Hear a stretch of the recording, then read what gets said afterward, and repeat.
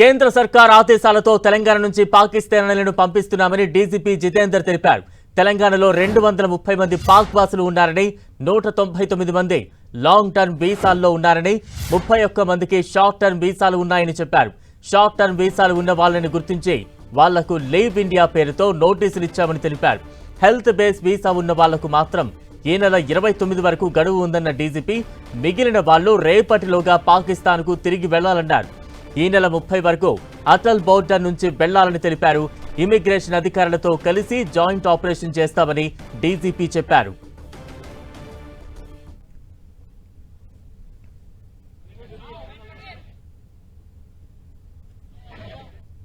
జమ్మూ కాశ్మీర్ పహల్గా ఉగ్రవాద దాడి నేపథ్యంలో దేశం కీలక నిర్ణయం తీసుకుంది. భారతదేశంలో ఉన్నటువంటి పాకిస్తాన్ అందరూ తమ దేశం విడిచి వెళ్ళిపోవాలంటూ కూడా ఇప్పటికే కేంద్ర హోంశాఖ హుకుం జారీ చేసింది. ఇక రాష్ట్రాల్లో ఉన్నటువంటి అన్ని డీజీపీలకు సర్క్యులర్ జారీ చేసింది. ఇదే విషయానికి సంబంధించి మనతో మాట్లాడడానికి తెలంగాణ డీజీపీ జితేందర్ గారు ఉన్నారు. మనం అడిగి మరిషాలు తెలుసు. సార్, పాకిస్తాన్ వాసులందరూ కూడా దేశం విడిచి వెళ్ళిపోవాలని కేంద్రం ఆదేశాలు ఇచ్చింది. ఎట్లా ఉగ్రవాద దాడి నేపథ్యం తర్వాత హైదరాబాద్లో ఎలాంటి అలర్ట్ ప్రకటించారు?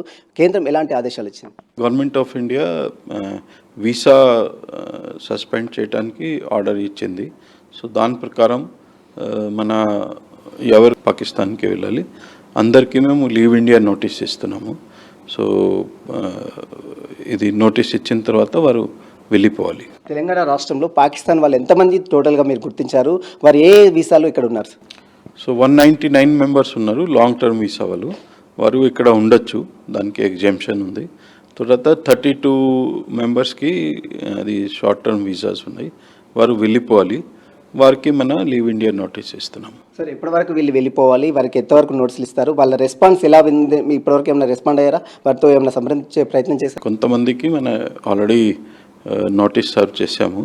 సో వారు వెళ్ళిపోతారు. వారు లేకపోతే మన వారి మీద లీగల్ యాక్షన్. ఇటీవల కాలంలో వరుసగా మావోయిస్ట్ ఎన్కౌంటర్లు జరుగుతున్నాయి. మళ్ళీ తెలంగాణ పాత్ర ఏమైనా ఉందా? పోలీస్ పాత్ర ఏమైనా ఇన్వాల్వ్మెంట్ ఉందా? Telangana police has not launched any operation.